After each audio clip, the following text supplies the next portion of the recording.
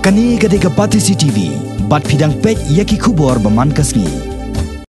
Ka Khasi Hills State People's Democratic Party jong ka East Khasi Hills District Unit hinnin ka singi palay kalay trik ubnay nailor kala syong ka jingyalang mania parkhat na kabenta ka jing Pynkhreh ya ka election MDC siya ka Khasi Hills Autonomous District Council kaban Salong House nem arajar kat khandai.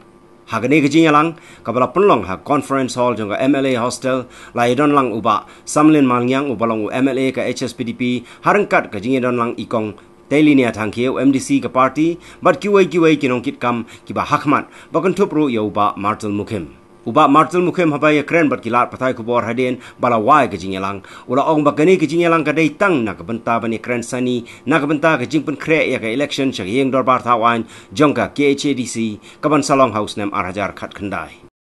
Kini ketika coalition era, hak bakawai ke parti kan happen itu bakawai parti. Ni don kini ka apil ka nyimut bano bahadon kami kono coalition ni de benlong komisi ye kam de bandon kecing ya long arsap kam de bandon hak de te la kalong hak district la kalong state te ka Hspdp kalong ka balong committed man kan nya kini kecing ye kum ko weni ki partner apa ko men dah kecil cumut pura kecil deh.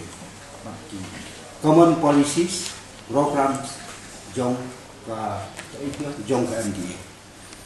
Baca seperti dek beladon lepas, banila yang kita hak ni last election 2018. Bat mentang kuat menang hansyuk kumbawang mana indai tang bergonan hak kecil deh bani deh pentau kilat di kumlu bertukai ya original force. Kawai ni kita kos kalau kecil kelang jom aja UDP bakal UDP. We hope bagi UDP kan sim ni kini kawai ni dibantah betul tak dah bagi kelang hari ini di Elekshon bangsa.